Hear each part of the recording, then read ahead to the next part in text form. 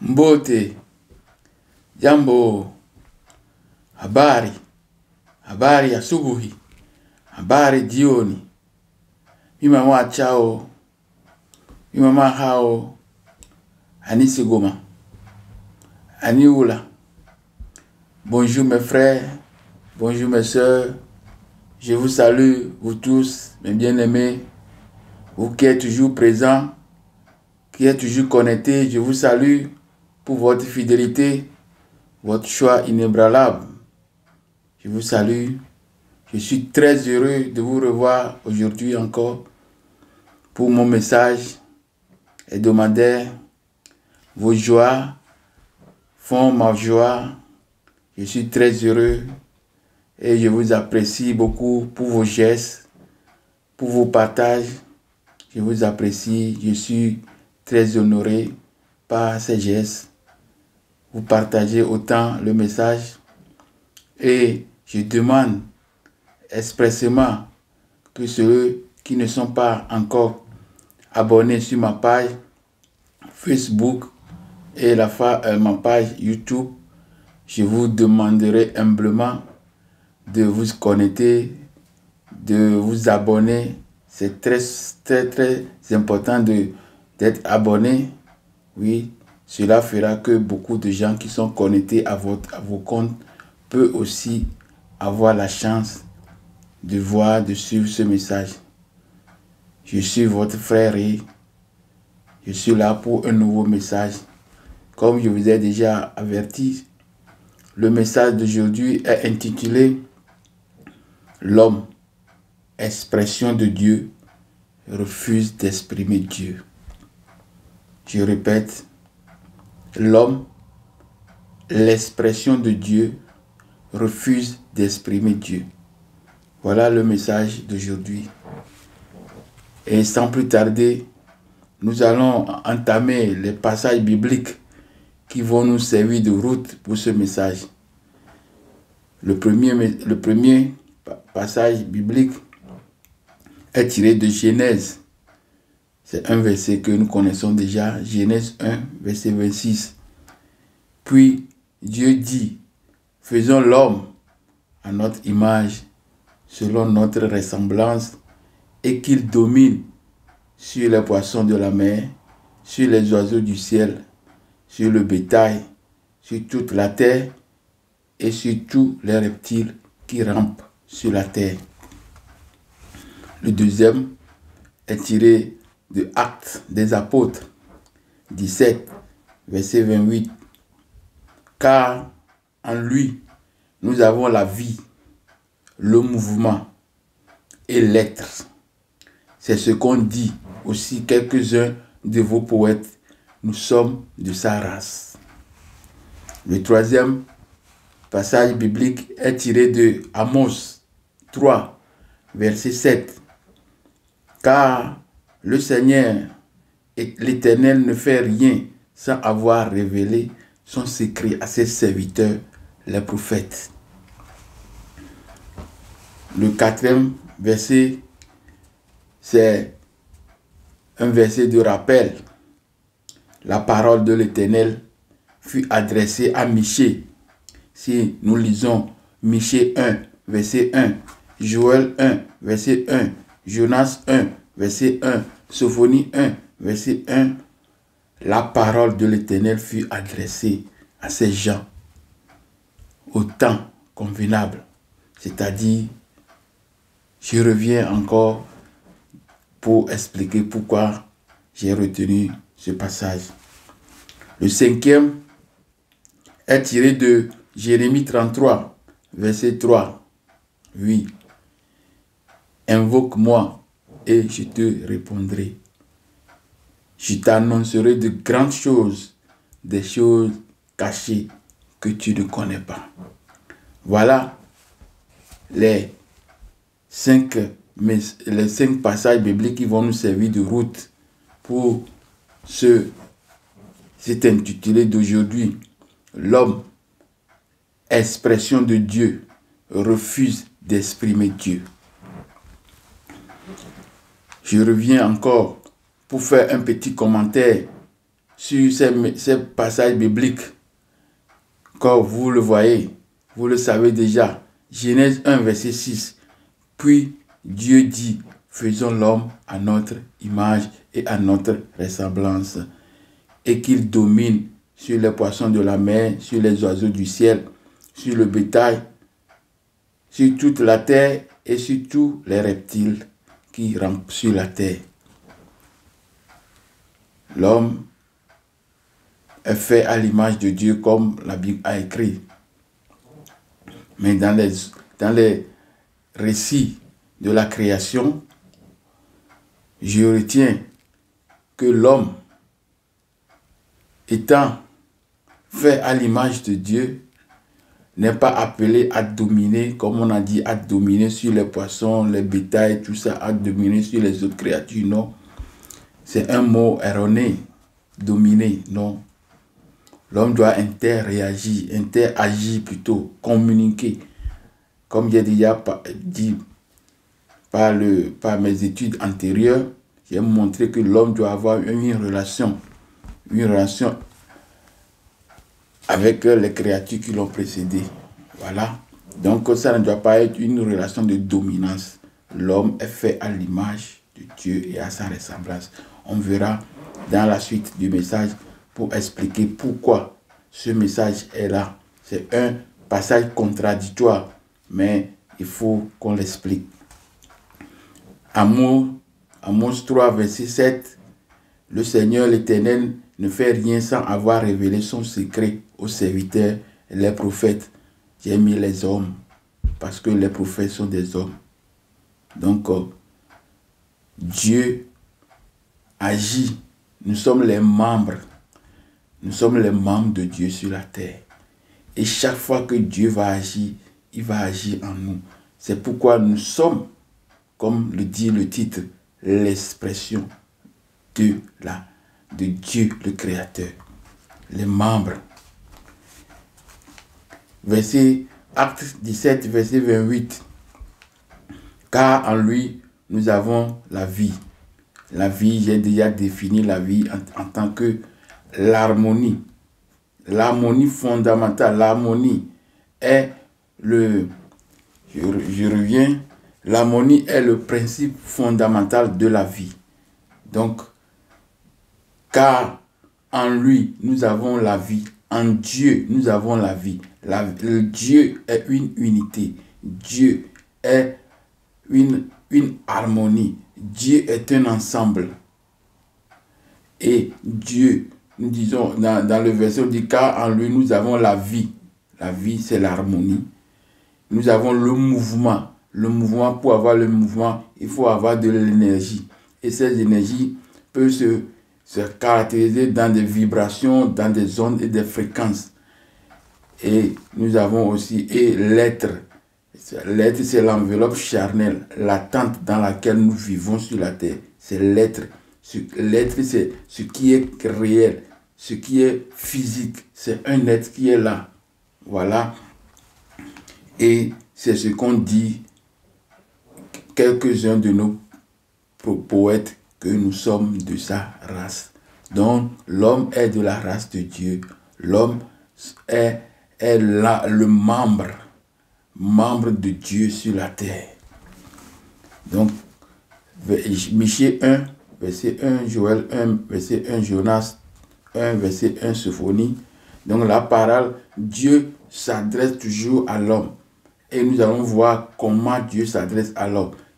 Quels sont les canaux dans lesquels Dieu s'adresse à l'homme. Donc, Dieu est le réceptacle.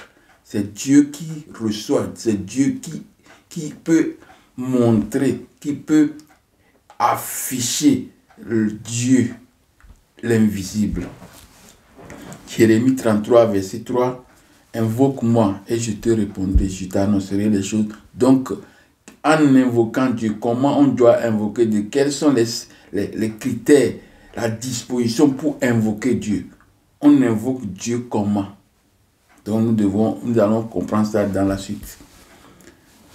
Voilà les 5 versets qui vont me servir. Il y aura d'autres versets qui vont venir. Mais pour l'instant, je donne le titre, hein, les grands versets, les grandes lignes, les grands passages qui vont me servir. Voilà que c'est ça que je viens d'énumérer. Je vais continuer d'abord en expliquant, en donnant quelques explications de certains mots. Un mot est prononcé dans le titre, l'expression exprimer. Donc, expression, action d'exprimer quelque chose, action de communiquer à autrui la parole.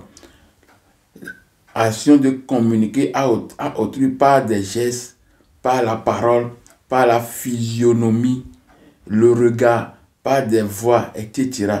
Action de faire connaître ses pensées, ses sentiments, etc.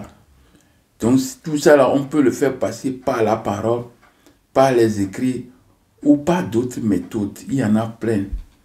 Oui, il y en a plein pour exprimer. L'exemple, exprimer ma joie, exprimer ma tristesse. C'est un état intérieur caché qu'on exprime, que l'extérieur exprime. C'est la crainte, exprimer sa crainte, son inquiétude. Donc, c'est un état intérieur qui est matérialisé par le corps, c'est-à-dire l'extérieur de l'homme.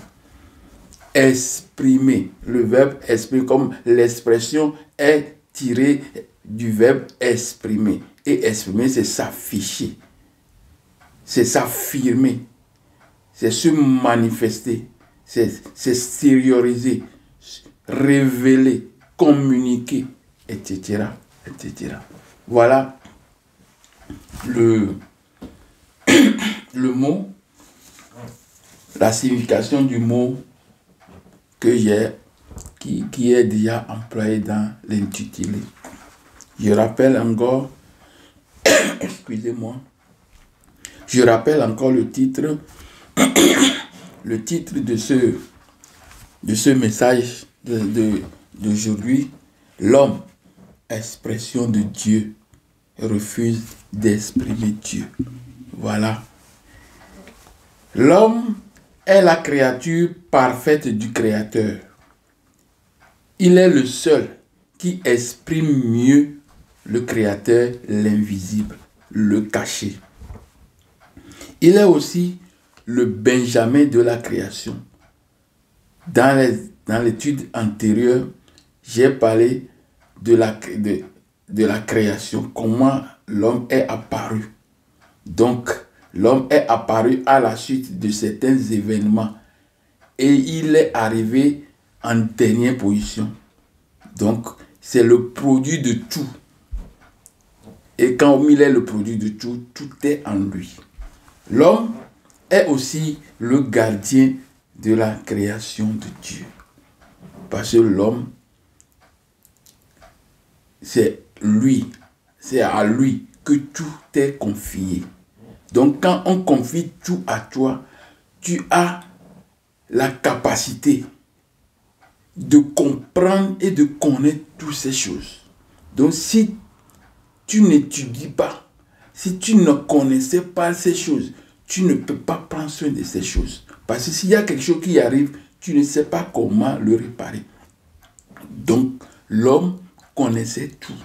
C'est pourquoi il a la capacité de gérer, d'avoir cette gérance de Dieu. Parce que toute la création est divine. Toute la création est divine. Donc, Dieu étant dans la création et étant dans l'homme, l'homme a l'autorité, la capacité de connaître tout et de le gérer. Il a la capacité de communiquer ou d'échanger avec les autres créatures. Il n'a pas une manière, il n'a pas le pouvoir de dominer, non. Non. C'est le pouvoir de communiquer, d'interagir avec la création. Parce que la création est en lui. Il ne peut plus les dominer. il doit converser avec la créature et la créature de Dieu. Il a une proximité avec Dieu. L'homme a une proximité avec Dieu. Comparativement aux autres créatures, il est le seul qui est doué de raison et qui a l'esprit du Créateur. L'esprit, c'est-à-dire le mouvement, l'être, vous voyez, du Créateur. Il a aussi la capacité de créer. Vous voyez, ça c'est très important. C'est une qualité de Dieu. Dieu a créé. Et l'homme aussi, Dieu lui a donné cette capacité de créer. Nous pouvons faire la différence entre ce que Dieu a créé et ce que l'homme a créé. L'homme connaissait tout, c'est pourquoi il peut créer. Dieu connaissait tout, c'est pourquoi lui aussi, il a créé. Vous voyez? Donc l'homme est Dieu parce qu'il lui aussi a le pouvoir de créer. Il est de toute la créature la seule qui est l'objet de dilection du divin créateur. Vous comprenez? Dilection désigne un grand amour ou par extension une forte inclinaison envers une personne ou envers quelque chose de façon très pure. Donc l'homme seul a la dilection. C'est l'homme qui peut honorer Dieu, qui peut vénérer Dieu, qui peut avoir une liaison primordiale avec Dieu. Alors, nous allons lire Genèse 2, verset 19. Vous me permettez, je vais lire dans 8 secondes. Genèse 2, verset 19. L'Éternel Dieu forma de la terre tous les animaux des champs et tous les oiseaux du ciel. Et il les fit venir vers l'homme pour voir comment il les appellerait, afin que tout être vivant portât le nom que lui donnerait l'homme.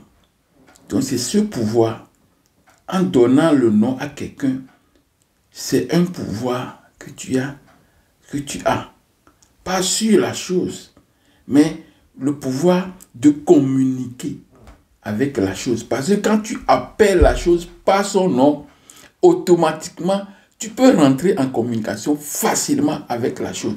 Parce que tu n'appelles pas le nom, la chose par son nom, tu ne peux pas rentrer en communication avec lui. Donc Dieu a donné ce pouvoir à l'homme de pouvoir communiquer facilement avec la créature.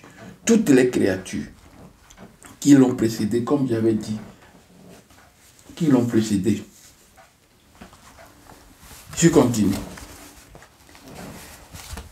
Il est aussi important que nous lisons encore la suite, c'est-à-dire le verset 20 du même chapitre 2, verset 20. Et l'homme donna des noms à tout le bétail, aux oiseaux du ciel et à tous les animaux des champs. Mais pour l'homme, il ne trouva point d'aide semblable à lui. Donc, l'homme est créé à l'image de Dieu. Son existence est toujours tournée vers sa ressemblance avec Dieu. Il ne trouve aucune créature semblable à lui. C'est pourquoi l'homme trouve son entière satisfaction qu'en Dieu et en Dieu seul.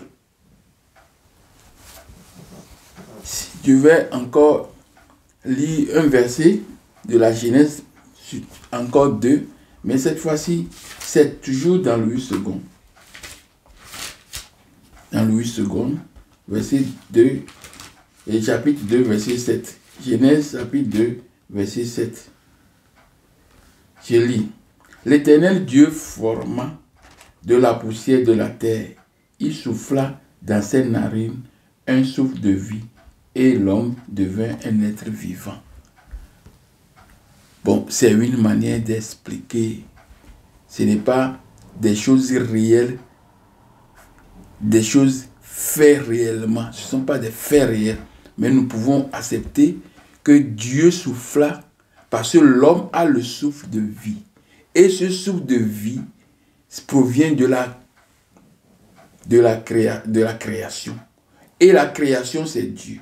Donc si l'homme a le souffle de vie en lui, alors il est Dieu. L'Éternel, Dieu souffla dans ses narines un souffle de vie et l'homme devint une âme vivante, un être vivant.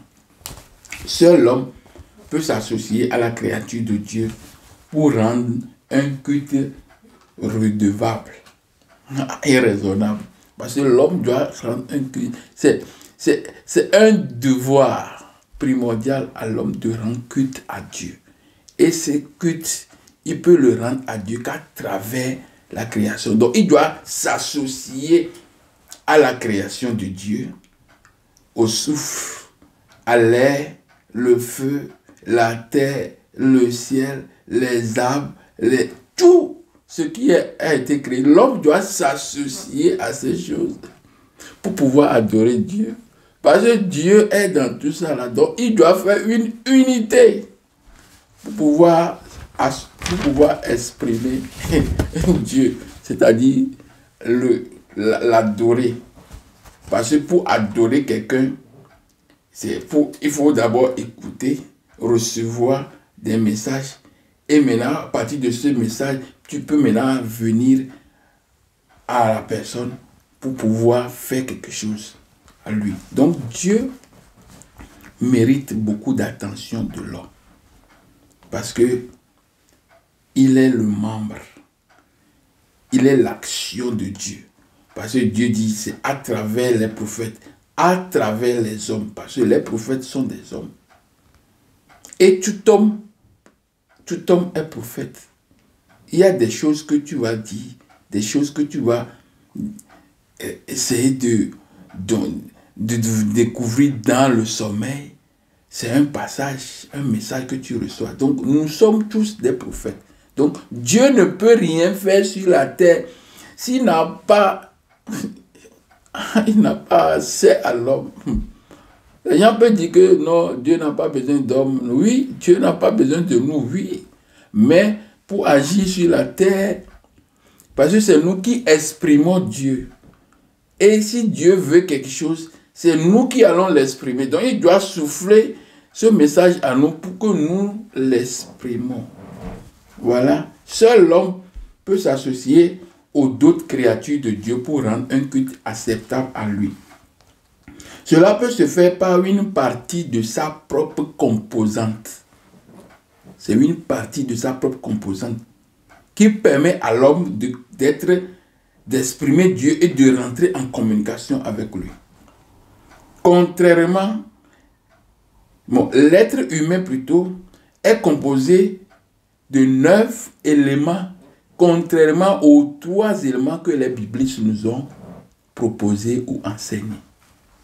L'homme, en tant qu'humain spirituel, est composé, ressemblance de Dieu, est composé de 9 éléments. Et je suis là pour vous rappeler ces éléments encore. Donc, je m'excuse, dans la vidéo, j'avais fait une erreur. J'ai répété ab, bas 2 fois, alors que je devais parler de ab, lorsque je parlais du cœur. Donc, vous m'excusez. Vous m'excusez beaucoup. L'être humain est composé de 9 éléments. Parmi ces 9 éléments, 3 principaux éléments sont terrestres. 3 autres sont invisibles. Et il y a les 3 autres encore sont liés à cette invisibilité. Vous voyez? Est lié à cette invisibilité. Les 3 éléments terrestres, il s'agit de Kat. C'est le corps qu'on appelle Kat. Ren, c'est le nom de la personne. Shut ou Kaibi, c'est l'ombre de la personne. Donc tous ces éléments sont terrestres. Le corps, le nom, l'ombre. Les trois principaux éléments invisibles sont Ba, c'est âme, l'âme qui est en nous, qu'on appelle Ba. L'âme est dans le sang, qu'on appelle Ba. Le Ka, l'énergie. Sans le sang, quand tu as manque de sang, tu n'as pas d'énergie. Donc l'énergie est aussi dans le sang. Dieu est fort, mais nos ancêtres aussi ont travaillé. Dieu les a donné la capacité, parce qu'ils sont des dieux. Et ils ont la capacité de décrire pour qu'aujourd'hui, on soit, on reçoive ces connaissances. Il s'agit de Ba, de Ka et de Ak. Ak, c'est l'esprit. Ça, c'est le souffle. Donc, Ba, l'énergie et le souffle, tous sont communiqués. Tous sont entre eux. Je viens de dire que le Ba, l'âme est dans le sang, l'âme est dans le sang. Sans le sang, il n'y a pas d'énergie. Et quand il n'y a pas de souffle aussi, les eaux là aussi ne vont pas vivre. Donc, tous sont liés, mais ils sont invisibles. Seul le sang qui est dans le corps, qui est visible. Mais il est même visible, mais il faut le couper. Il faut blesser la personne pour que le sang la sorte. Donc, les trois principaux éléments qui sont liés encore à cette invisibilité, il s'agit de Ab. Ça, c'est le cœur. Il est le siège de la connaissance, de la volonté, des pensées, le réceptacle de la mémoire. C'est dans l'Ab, dans le cœur que tout se trouve. Le cœur a sa raison et que la raison ne connaît pas. Vous voyez? Le cœur a sa raison et que la raison ne connaît pas. L'âme est le siège, le réceptacle de la mémoire qui doit être conservé pour que le défunt puisse se présenter devant le tribunal divin. Nous avons Séchem. Séchem, c'est la puissance de réalisation. C'est-à-dire, nous avons le pouvoir de faire des créations. Ça, c'est un pouvoir aussi de Dieu. Le pouvoir, ça ne se voit pas. C'est quel pouvoir, ça ne se voit pas. Mais seul quand tu réalises qu'on voit que celui-là a le pouvoir de faire ceci. Mais le pouvoir en tant que pouvoir n'est pas visible. Le Sahu, je suis dans les trois derniers. Donc, le Sahu ou bien Sark. Corps spirituel ou corps glorieux. Vous voyez? Donc, tous ces éléments que je viens de citer, il y a 9 éléments. 3 sont de la terre, 3 sont invisibles et les 3 autres aussi sont invisibles. Seulement le cœur est doublement visible et invisible. Vous voyez? Donc, le cœur, dans le cœur, les choses se passent. Ces choses qui se passent dans le cœur est invisible. C'est pourquoi nos ancêtres ont pris le soin de nous dire ces éléments en 9 parties pour qu'on puisse comprendre mieux la composition de l'homme. Donc, le corps glorieux que je viens de dire, c'est ça qui permet à l'homme de faire des voyages. C'est ce corps glorieux qui lui permet de rentrer, de passer de dimension en dimension. Parce que le monde, c'est le monde de dimension. Si tu es dans la dimension terrestre, c'est-à-dire visible, alors si tu connais, tu as la capacité de muter de ta dimension vers un autre, alors tu peux franchir, tu peux faire la connaissance de toutes les dimensions. Parce qu'il y a beaucoup de dimensions. C'est parce que nous ne connaissons pas, c'est l'ignorance qui a fait que nous sommes assis dans cette chair bloquée. Parce que pourquoi les gens ont décidé de nous bloquer, de faire que nous mourrons comme des hommes, alors que nous sommes des dieux et nous mourrons comme des hommes. C'est un verset de la Bible qui a dit ça. Psaume 82, 1 jusqu'à 6. Vous allez voir ça dedans. La maîtrise de tous ces éléments nous permettait d'entrer facilement. Donc, la maîtrise ou l'initiation, voilà le mot que je devais utiliser. La maîtrise ou l'initiation, ou bien la connaissance, la connaissance de ces éléments nous permet d'entrer facilement en contact avec toutes les entités et pour rendre un culte acceptable à Dieu. Le caché, le créateur, l'Imana, Amora, Maulissa, Sogolissa, Zambé, Logo, Lago, vous me permettez, Lago, Mugu, Nkuluku. Tout ça là, c'est le nom de Dieu, le créateur. Dieu nom est différent de Yahvé. Il a déjà expliqué tout ça là. Yahvé est différent de Dieu que nous appelons comme ça. Yahvé, c'est 7. Vous voyez, c'est un Dieu de 3e branche. Donc, il ne peut pas devenir le créateur. J'ai déjà expliqué, j'ai déjà parlé de ça. Comment le Dieu de Sem, Yahvé, Adonai, Elohim, Allah, est-il devenu le créateur? Que s'est-il réellement passé? Donc, quand je parle de la relation avec Dieu, je ne parle pas de la relation avec Yahvé. Vous m'excusez, hein? C'est ça. Donc, son être intérieur, on peut avoir accès. Son être intérieur, c'est l'intérieur de l'homme, peut avoir accès au divin, car cet être intérieur, c'est cet être-là qui est à l'image et à la ressemblance du caché, d'Imana, de l'invisible. Cet être intérieur est insondable. Il est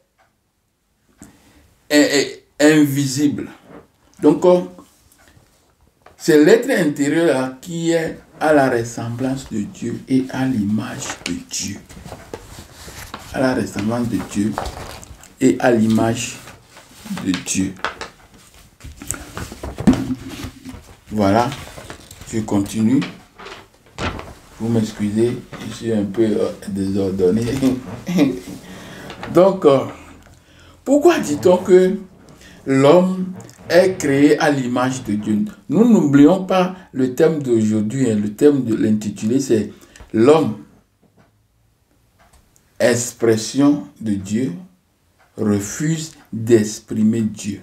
C'est le titre d'aujourd'hui. Pourquoi dit-on que l'homme est créé à l'image et à la ressemblance de Dieu? Pourquoi dit-on que l'homme est créé à l'image et à la ressemblance de Dieu? On ne peut pas connaître l'homme, car l'homme est défini par l'homme intérieur. Cet homme intérieur est caché. Il n'est pas visible. On ne peut pas le toucher, on ne peut pas l'embrasser, on ne peut pas on ne peut pas le toucher, il est insondable. Donc c'est cet être intérieur qui est à la ressemblance de Dieu. Il est constitué de souké, ça veut dire âme, pneuma, esprit, pensée. Vous voyez? Donc, il est invisible. Sekem, pouvoir. Ka, ba. Tout ça, là, j'ai déjà défini dans les 9 éléments qui composent l'être humain. Donc, c'est l'intérieur de l'homme là qui est défini comme être à l'image de Dieu et à la ressemblance de Dieu. Pour connaître l'homme intérieur, il faut l'étudier. Il faut l'étudier. Et pour connaître l'homme intérieur, ce sont les actes de l'homme extérieur qui nous montrent celui qui est à l'intérieur. Donc, il y a l'homme intérieur et l'homme extérieur. L'homme est créé à l'image de Dieu parce que l'homme est à l'image de Dieu parce c'est l'homme intérieur qui est à l'image de Dieu. Et c'est l'extérieur qui exprime l'intérieur. Comme l'homme est Dieu, donc automatiquement, tout ce que l'intérieur caché fait à la ressemblance de Dieu, c'est l'extérieur qui l'exprime. C'est l'homme, le corps, le même corps charnel enveloppe de la terre là, qui exprime Dieu. Donc l'homme doit exprimer nécessairement Dieu, parce que l'intérieur de l'homme est à la ressemblance de Dieu. Toutes les qualités de l'homme intérieur coïncident avec celles du Créateur. On ne peut pas non plus sonder l'homme intérieur. Il est par conséquent insondable. Tout comme le Dieu créateur immanent. C'est l'homme qui est fait à l'image de Dieu. C'est cet homme plutôt qui est fait à l'image de Dieu. L'homme créé par Dieu a aussi le pouvoir de créer. Comme j'avais déjà dit que l'homme aussi peut créer. Donc, je ne vais plus répéter cette partie. Ainsi, en observant toute la création, nous pouvons remarquer que les œuvres de l'homme, elles sont gigantesques. Il y a aussi des œuvres de l'homme à côté des œuvres de Dieu. Il a reçu du Dieu le brevet pour créer, et cela est très visible à l'humanité. La seule différence entre Dieu et l'homme est que Dieu est esprit totalement. Jean 4, verset 24. Dieu est esprit. Et il faut que ceux qui l'adorent en esprit et en vérité. Et l'homme est esprit. Par contre, l'homme est esprit et chair. Mais l'homme a la capacité de s'ouvrir à une dimension surnaturelle grâce à l'esprit divin qui est en lui. Job 32, verset 8. Mais en réalité, dans l'homme, c'est l'esprit, le souffle du Tout-Puissant qui donne l'intelligence.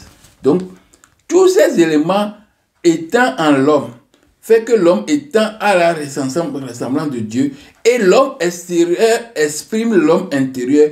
Donc, c'est seulement l'homme qui peut exprimer Dieu. Je crois que vous comprenez ce que je dis. L'homme est l'un des moyens d'action du Créateur dans le monde.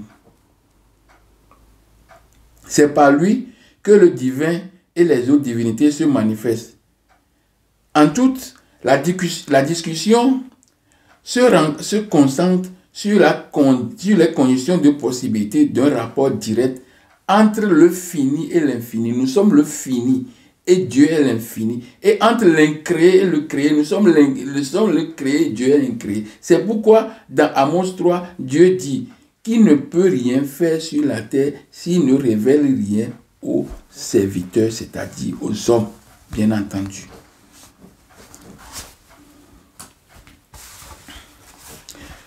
Je vous informe que la plupart des messages de Dieu parvenaient à l'homme par de différentes manières. La plupart des messages par des canaux. Et nous avons, je peux citer quelques canaux de transmission ou bien qui permettent que l'homme reçoive le message de Dieu. Comme Dieu est déjà à l'intérieur, alors c'est facile que l'homme reçoive de Dieu tout. Les déplacements des astres. On a fait, j'ai déjà parlé de ça, études astrologiques. Quand on parlait des climats, quand on parlait des astres, le zodiaque, des constellations, tout ça là. Donc, c'est un canal par lequel on peut recevoir le message. Nous avons aussi le comportement des animaux. La présence des animaux autour de nous aussi sont révélateurs du message de Dieu. Il y a les songes, il y a le rêve, il y a les visions et aussi il y a la voix, les voix que nous écoutons. Et aussi par des calculs soigneusement effectués par l'homme. Donc l'homme fait des calculs qui lui permet de comprendre le message de Dieu. Les découvertes, les règles, les théorèmes, toutes ces choses-là que l'homme fait, ça, c'est la divinité, c'est l'information qui ressort de Dieu comme ça, pour extérioriser ça. En grosso modo, ces messages parviennent par le biais du monde naturel. La révélation, la spiritualité, la révélation naturelle, la spiritualité. et pas notre nature humaine. Notre nature humaine aussi est un canal pour recevoir l'information. En effet, l'homme est en soi une révélation puisque, comme l'affirme Genèse 1, 26, 27, il a été créé à l'image de Dieu. Pour arriver à comprendre toutes ces informations divines, il faut absolument passer par l'initiation, car ces informations sont codées. Il faut connaître comment les décoder. C'est seulement par l'initiation que nous pouvons arriver à comprendre les informations, les messages de Dieu. Pour décoder ces informations, il faut passer par l'initiation. Le mot initiation ou initié est banni du vocabulaire religieux. Les trois religions monothéistes ont banni ce mot dans leur vocabulaire. Ils les ont remplacés par instruction, école du dimanche, catéchèse, séminaire. Et la dernière nouveauté, c'est le coaching. Voilà, c'est le dernier maintenant qui est arrivé, coaching. Il faut coacher, je suis ton coach. Hein. Voilà, c'est le dernier. Donc, le mot initiation est banni dans les histoires, dans le vocabulaire religieux. Quand on parle d'initiation, directement, on dit que c'est démoniaque. Vous voyez comment nous sommes perdus. Nous sommes perdus.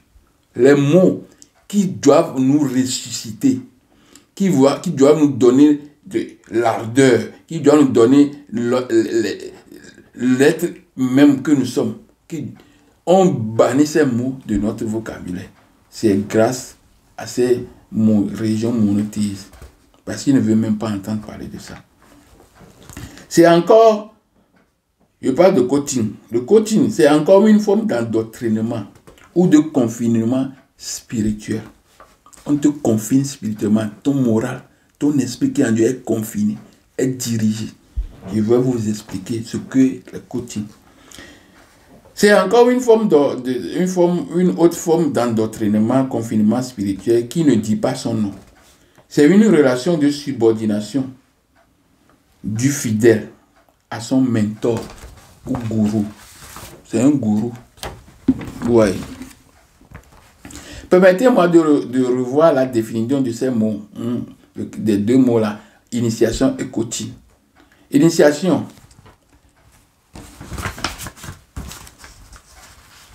Initiation.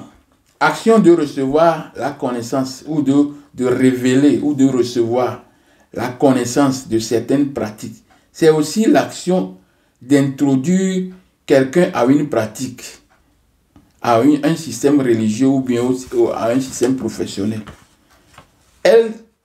Voilà. Celui qui a reçu une initiation est appelé initié.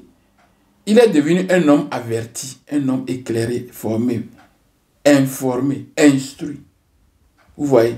Donc on a plutôt utilisé seulement instruit pour partir avec, ou bien école du dimanche, séminaire, tout ça là. Il ne veut même pas utiliser initiation. Initiation comprend tous ces mots-là. Il englobe tout. Initier, admettre quelqu'un à la connaissance de quelque chose. Donner à quelqu'un les connaissances rudimentaires d'une science, d'une technique, un sport, un art, ou aux mathématiques, ou bien aux chimies, ou bien à une religion, ou à un secte. C'est l'initiation, ça. Personne initiée, certains qui est au courant de certaines pratiques. Personne qui est instruit dans quelque chose. Bon, je suis en train de faire la répétition, ça. Tout être vivant doit être initié. Tout, même les animaux. Parce que les animaux n'ont jamais cessé de faire l'initiation. Jamais. Quand tu vois un animal, il fait enfant, il commence par lui apprendre certaines choses. Donc les animaux n'ont pas le temps, notre temps là pour dire c'est la monothéisme, tout ça, non. Donc, tout être humain doit être initié. Sinon, il sera perdu. Il va vivre comme un aveugle. Il va tâtonner toujours. C'est pourquoi on a dit, la religion dit que Dieu, en cherchant Dieu, en tâtonnant. Oui, c'est ça. Tâtonner. Dieu, on doit Dieu qui est à l'intérieur de toi, qui a tout communiqué. À toi, j'ai déjà parlé de verset Deutéronome 30, à partir de 11 jusqu'à 14. Que tout ça là sont en toi, pour que tu ne dis pas que quelqu'un doit aller là-bas pour chercher. C'est déjà programmé. Vous voyez? Donc, coaching. Coaching, c'est un terme anglais, mais tiré du mot français cocher,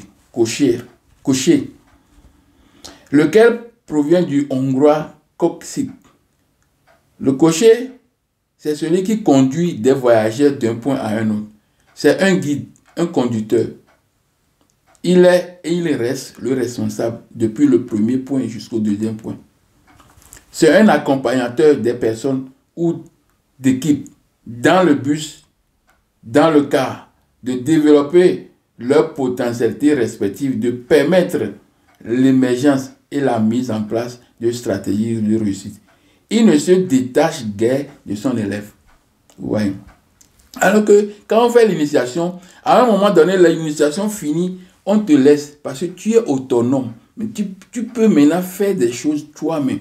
Mais le coaching, il est toujours collé à toi. Parce que le point A jusqu'à le point B n'est pas encore fini. Pour eux, le point 2, le deuxième point, là où on va te libérer, il n'y a pas ça. Donc, quand je lis Acte 7, verset 22, Moïse fut instruit dans toute la sagesse des Égyptiens et il était puissant en parole et en œuvre.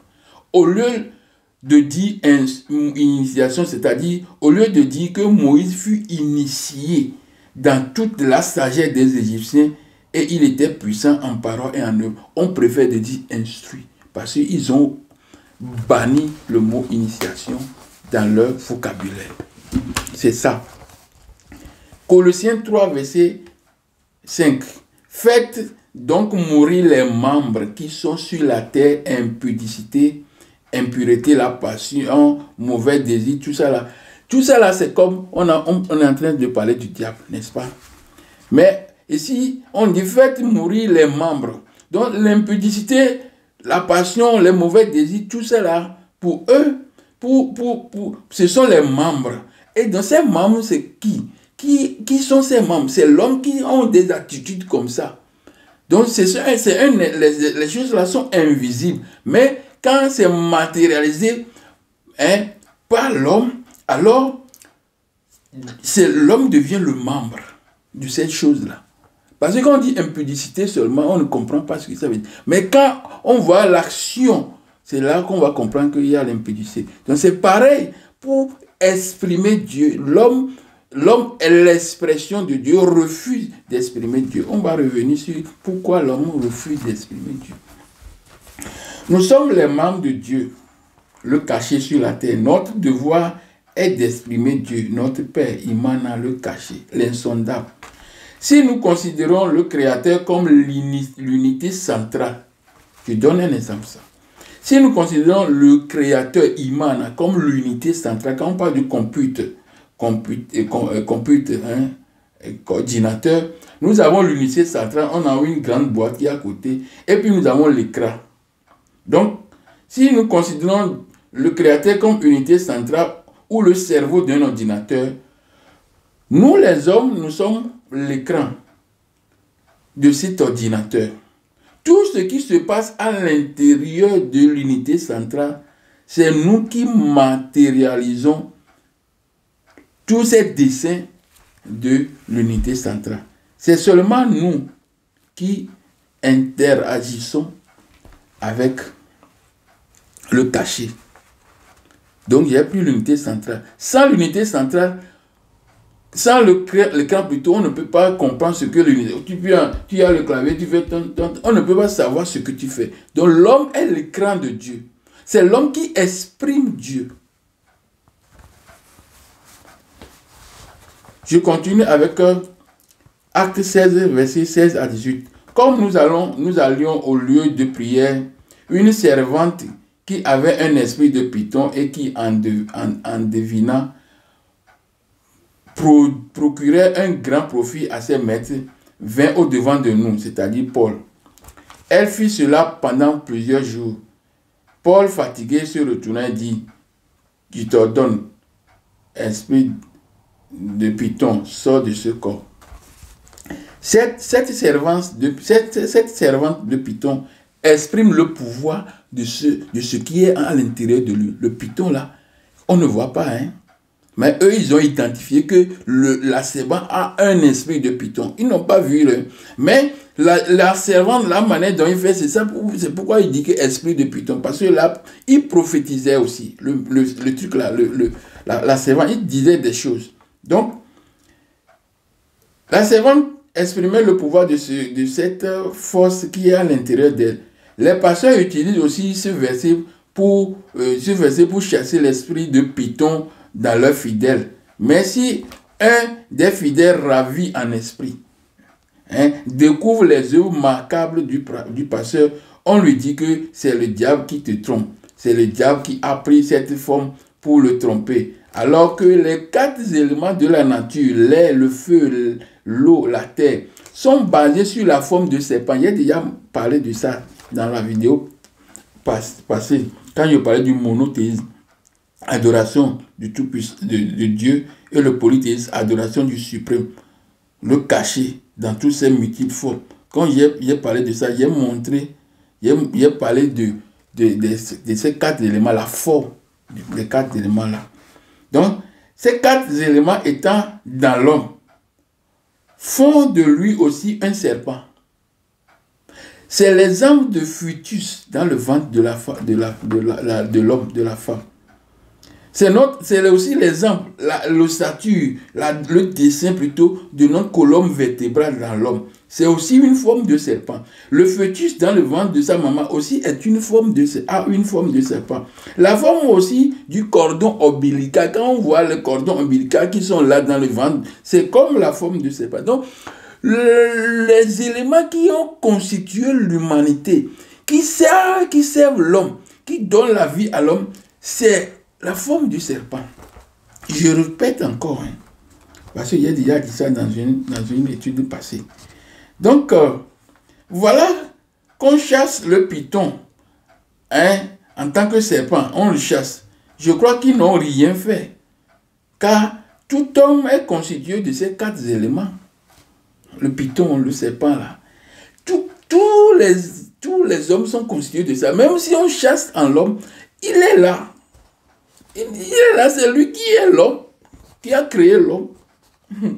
Je crois qu'ils n'ont rien fait, car tout l'homme est constitué de ces 4 éléments et il reste toujours formé. Il reste toujours formé de ces 4 éléments. C'est une peine perdue en chassant tout ça là dans l'homme. C'est une peine perdue.